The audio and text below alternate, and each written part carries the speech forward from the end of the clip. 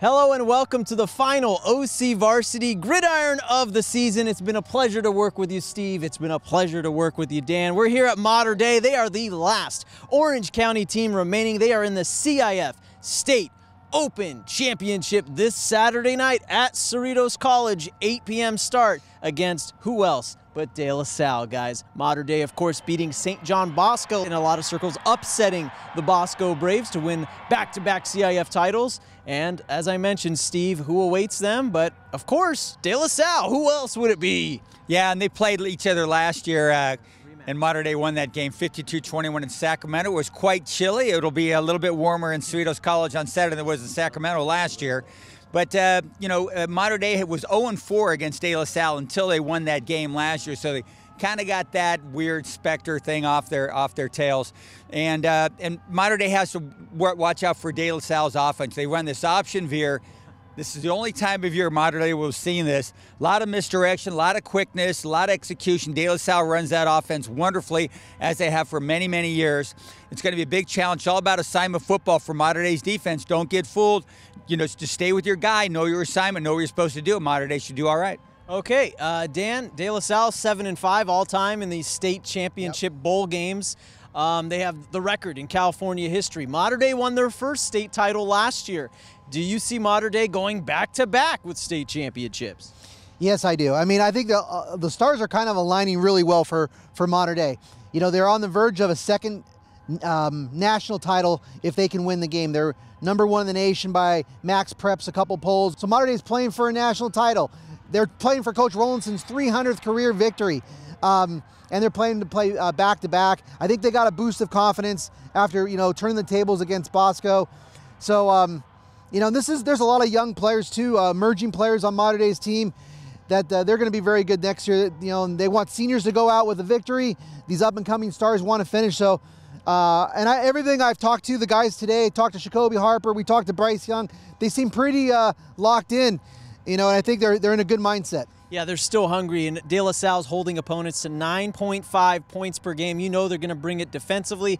Also, both Mater Dei and De La Salle have beaten Bishop Gorman this year for whatever that's worth. All right, we talked to head coach Bruce Rollinson and a couple of players. Here's what they had to say. What we got to do is we've got to bring a lot of emotion. And, coming off a big win, I thought we had a decent week last week, but we're going to have to gas it up because it's basically a lot of returning kids that played in last year's game. I think De La Salle is going to want to control the ball. I don't think they want to defend us, and we've got to try to get them off the field to get our offense out there.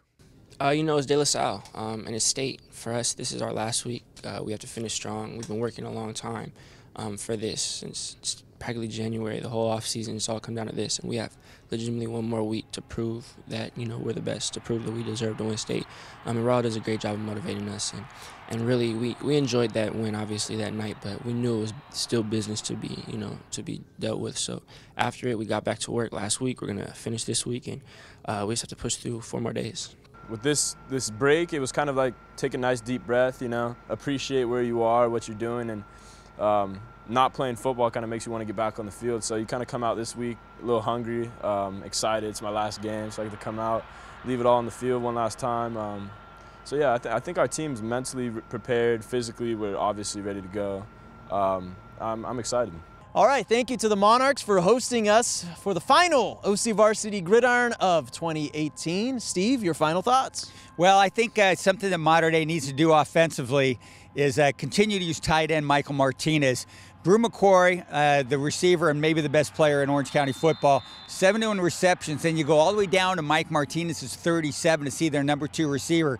In that Bosco game, I was happy to see Mater Dei finally use that tight end a lot more. Bru McCoy had the most catches against Bosco, 6. Martinez had 5, and some chain-moving catches, too, that were clutch plays and great catches by Martinez when they needed them. So I think if they continue the tight end, that's going to free up McCoy a little bit. That'll help a lot because, as Dan's going to tell you, De La Salle is one heck of a defensive backfield.